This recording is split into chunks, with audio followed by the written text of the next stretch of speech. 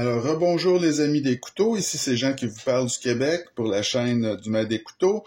Alors, cette semaine, notre révision de cette semaine, c'est un couteau d'une compagnie vraiment que je vous ai jamais parlé parce que bon, j'ai seulement 2 couteaux de eux, puis c'est pas une compagnie non plus, à mon avis, qui a un grand avenir. Là, c'est un peu, je vois ça un peu comme une compagnie là où plusieurs de leurs modèles sont en fin de carrière. En tout cas, ça fonctionne encore. C'est la compagnie Almar, du nom du fondateur de cette compagnie-là, Monsieur Almar, et leur production est faite en Chine. Alors, le couteau que je vous présente aujourd'hui, c'est un petit couteau très traditionnel qui s'appelle le Falcon, donc le faucon, le Almar Falcon. Et c'est un petit couteau de poche, là, Gentleman Carry, celui-là. Alors, je vous en présenterai un autre, son grand frère, là, qui est le Eagle, qui est beaucoup plus gros et qui est sensiblement le même couteau, mais en beaucoup plus grand. C'est les deux seuls que j'ai de cette compagnie-là. Alors, pour y aller avec les spécifications de notre Falcon, avant ça, je vous fais une petite comparaison de taille, excusez-moi. Donc, vous avez ici le Ontario RA numéro 2. Donc, ça, on peut voir que c'est à peu près la même longueur qu'un RA numéro 2. Puis, vous avez ici le Spyderco Sage 5 ou Sage 5. Alors, encore une fois, des couteaux qui se comparent bien au niveau de la longueur, sauf que le Almar, c'est un couteau plus mince, disons. Plus discret que les deux autres, et surtout beaucoup plus âgé. c'est vraiment c'est pas un design qui date d'hier, ça a plus de 20 ans, ça a peut-être 30 ans, ce design-là. Alors, les spécifications, c'est un couteau qui fait 7,15 pouces ou 18,1 cm. La lame, c'est 3,1 pouces ou 8 cm. Ça pèse 3 onces, 85 grammes. C'est un couteau qui fonctionne avec des rondelles de bronze. L'acier, c'est du AUS 8. OK. Le manche, vous voyez, c'est les seuls que j'ai, c'est de l'os, ça. Donc, on appelle ça de honey jig bone, là, je sais pas de l'os de quoi, mais ça, c'est de l'os. Et en avant, ben, c'est en inox. Alors, le style de lame, c'est un drop point. Et pour l'ouverture, vous voyez, c'est un mécanisme de fermeture par le dos. Hein. Et l'ouverture se fait avec des petits goujons de pouce, mais lentement. Hein. Il n'y a pas d'ouverture rapide avec ça, là. C'est très lent. Donc, le verrouillage, comme je viens de vous dire, c'est le dos, un mécanisme de dos. Et l'épaisseur de lame, alors c'est très mince, c'est une lame de 0,08 pouces ou 2,2 mm. Le manche, c'est 0,38 pouces ou 9,7 mm. Et une fois fermé, ce petit couteau-là, dans son plus large, donc ici, va faire 1,02 pouces ou 26 mm. C'est un couteau qui ne possède pas de clip de poche, alors ça vous donne une idée de son âge. Et c'est un couteau qui est, comme on dit, scellé. Alors c'est un couteau qui est que vous ne pouvez vous pouvez pas le désassembler pour en augmenter, par exemple, l'efficacité ou l'action. C'est scellé, on oublie ça, vous ne pourrez jamais ouvrir ça sans le briser. Alors, c'est vraiment un couteau d'une autre époque, là. Au niveau de l'évaluation, alors le Almar, évidemment, c'est un design, le Almar Falcon de Almar. Et comme vous pouvez voir, c'est un couteau extrêmement traditionnel. Hein. Et comme je vous ai dit, c'est un couteau qui est impossible à désassembler. Donc, c'est un couteau scellé. Moi, je n'aime pas du tout les couteaux scellés. C'est vraiment quelque chose que j'évite. Mais ce couteau-là, je l'ai acheté. Et vous allez voir, c'est le prix qui a justifié parce que il y a quand même des belles qualités, là. Alors, pour le design, j'ai mis un 8,5 sur 10, là. Les matériaux, ben, l'acier, c'est vraiment de base, du AUS 8, là, un acier japonais. Le matériau de manche, ben ça, de là, c'est l'acier inoxydable, c'est quand même très beau. Les rondelles de bronze et une doublure, regardez-moi ça, une doublure en laiton. Alors ça, c'est très rare qu'on voit ça. Donc, la doublure est en laiton de ce couteau-là. J'ai mis un 8 sur 10 pour les matériaux. Présentation et assemblage. Alors, la présentation extrêmement soignée, très belle boîte. Quand on ouvre ça, on a une petite pochette ici avec la lingette, bon, et vous avez même un petit étui en cuir véritable, très joli. Donc, c'est vraiment une très, très, très belle présentation. Pas un mot à dire là-dessus. Ça fait vraiment très haut de gamme, de très, très belle qualité. Pour ce qui est de l'assemblage, là aussi, c'est sans reproche. C'est vraiment très, très bien fait.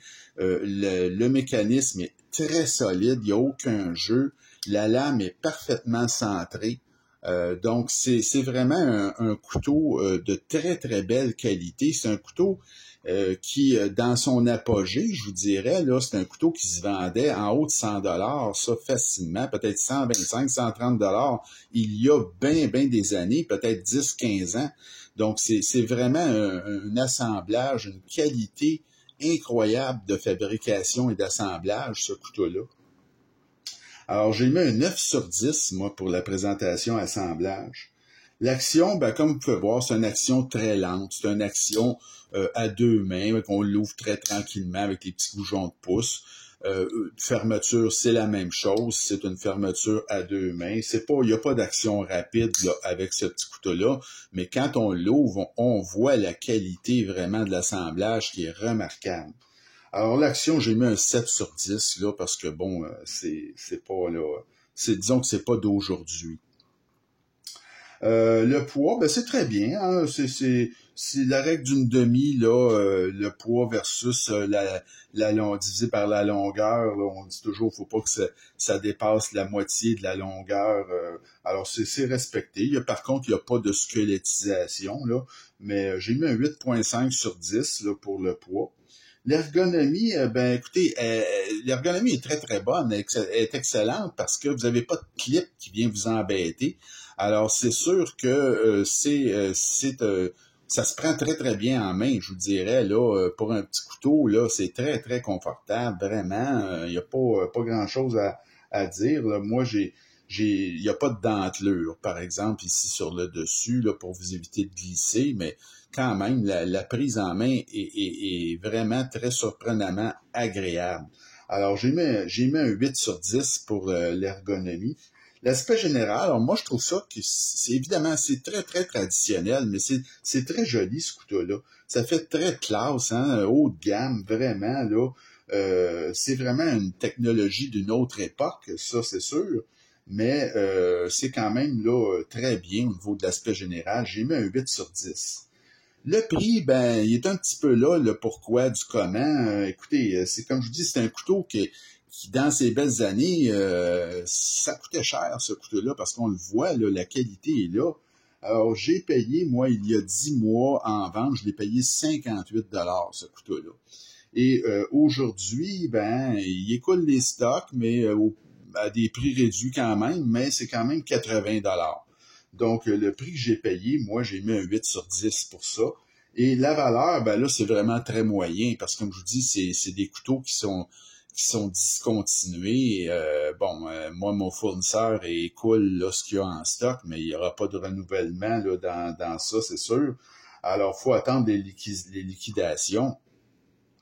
C'est une beauté très âgée, hein, dans le fond, ce couteau-là, c'est ce que c'est, là. Et c'est très, très dépassé au niveau technologique, évidemment. Mais ça fait chic, c'est très joli. Alors, j'ai mis un 7 sur 10 pour la valeur, ce qui nous fait une note globale de 8 sur 10. Alors, 8 sur 10, ça correspond à un excellent achat. Comme je vous dis, à 58 $, c'est ça qui fait que ça tombe dans les excellents achats. C'est parce que j'ai vraiment eu un très, très bon prix. Donc, à 80 $, je vous le recommanderais pas, mais si vous êtes capable de le trouver aux alentours de 58-60 $, pourquoi pas, si le style vous plaît, c'est un petit couteau là qui est très, très solidement fait. Si c'est le genre de petit couteau que vous aimez, vous mettez ça direct dans le fond de votre poche, il n'y a pas de clip. Il y a des gens qui aiment bien ça, comme ça. Puis vous allez avoir un très bon service avec ce petit couteau-là, qui fait très, très chic, qui a une très, très belle allure, qui a une construction hyper solide. Alors, moi, je vous le recommande, mais à un prix quand même très raisonnable, parce qu'il faut rester là objectif. C'est un couteau qui est très, très dépassé. Alors, c'est ça. Ça faisait le tour là, de la révision de ce couteau-là, le Almar Falcon. Et la semaine prochaine, alors je vous propose un autre petit EDC dans la catégorie des Gentleman Carry. Celui-là, vous allez voir, il est vraiment très spécial et très petit. Alors, il s'agit du Booker Gordito Frazetta. Alors, celui-là, c'est un petit couteau, très petit, mais très costaud, très, très robuste. Alors lui, il est fait comme un petit tank, un petit bulldozer. Et lui, vous remarquerez, c'est un verrouillage par bouton. Et c'est un petit couteau là vraiment minuscule, mais qui a la fresque de Frank Frazetta, parce que ça faisait partie d'une trilogie, ça, chez Booker, avec l'Excalibur 1, qui est une ouverture frontale de très, très bons couteaux que je vous ai déjà présenté. Donc, moi, j'ai 2 sur 3 de cette trilogie. L'autre couteau est discontinué, comme celui-là, d'ailleurs, qui est en fin de carrière, et l'Excalibur 1, là. Mais moi, j'ai les deux, j'ai celui-là et l'Excalibur, et celui-là, c'est vraiment un petit couteau Gentleman Carry, mais très, très robuste. C'est ce qu'on va voir dans la prochaine vidéo. Alors, le Booker Gordito Frazetta. Alors, j'espère que la vidéo de cette semaine vous a plu. Continuez à vous abonner et à m'écrire en grand nombre. Et on se retrouve très bientôt. Je vous souhaite une bonne fin de journée et salut bien.